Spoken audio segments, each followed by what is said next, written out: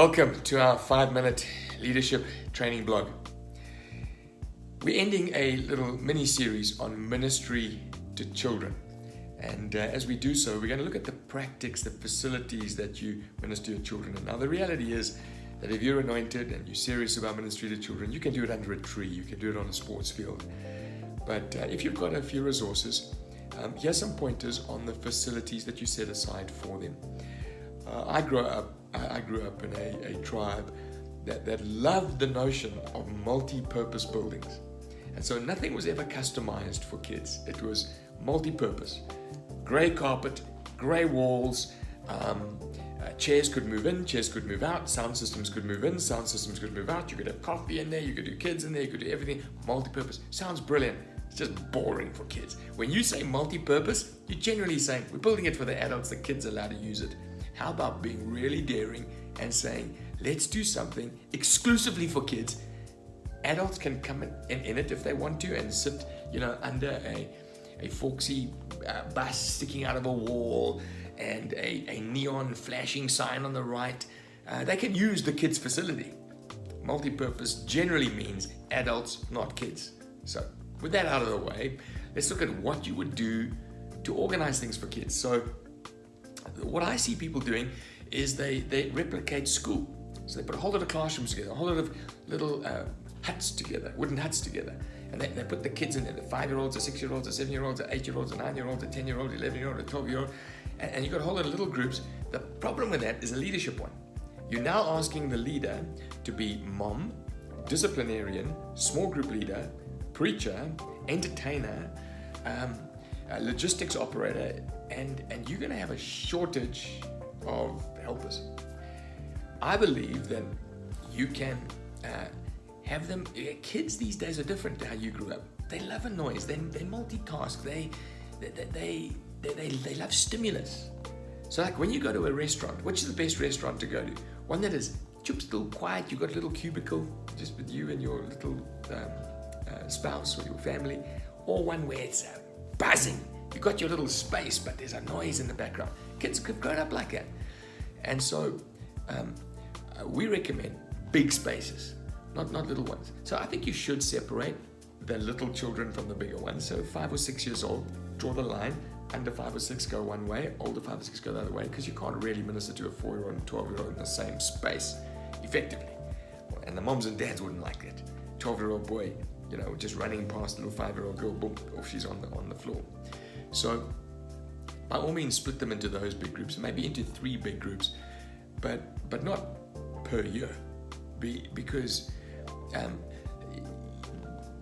the model that you use, if you're replicating a restaurant or you're replicating a public space, what children are used to, is that your best preacher can preach to them all. Your best worship leaders can worship with them all. Your best storytellers can with them all. And actually, in a bigger group, there's your strong disciplinarians are able to hold it together for you. And then this is the trick. You can't just leave it in there, because otherwise they're just like cattle being herded around. You need to be able to find a space within the bigger space to put them into little cubicles or round mats. One of the things we've done at our sites where we haven't got a lot of money is we've cut circles out of masonite, painted them bright colors, just put them on the floor. So it's like a table on the floor, and the leader plus the 8 kids sit around those tables. More extravagant sites have made little like restaurant type cubicles where the small group operations can take place. So we would recommend big spaces that are divided up, where there's the buzz and you can hear the noise, and kids love that. It brings some sort of atmosphere. First impressions are important. What a mom and dad, if you're going to invest money in the children's facility, what mom and dad sees, do the foyer well, do the entrance well. And when you theme it, you can get a good artist to paint a picture on the wall. But the best churches in America, in terms of this area of ministry, in terms of creating irresistible environments, use 3D. So in other words, you could paint a picture. You could paint a window frame on a wall, or you could bolt a window frame to the wall. So it's a combination of painting and actual 3D objects. You could paint a vehicle coming towards you, or you could cut a vehicle in half and bolt it onto the wall. You could paint a lamp against a wall, or you could buy a lamp and attach it to the wall. You could paint a flower box, or you could put a flower box. You could paint a rubbish bin, or you could bolt a rubbish bin. A combination of painting and 3D really makes a facility come alive. I pay attention to the car park, what you put in the car park. We've converted little Nissan vehicles into trains, putting guys dressed up in the car park, balloons, hands. It doesn't cost much. It just makes an impression for people as they arrive. One last comment on your curriculum, the tools that you're using. Our curriculum we have designed and used over the last 10 years, improving it every year.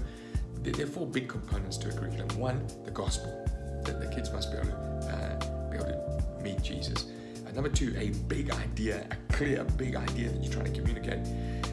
3, help to tell a story or to preach that big idea, and help with questions in the small group to digest that big idea. In addition to that, just a nice bonus to have is resources to send home with parents to partner with them.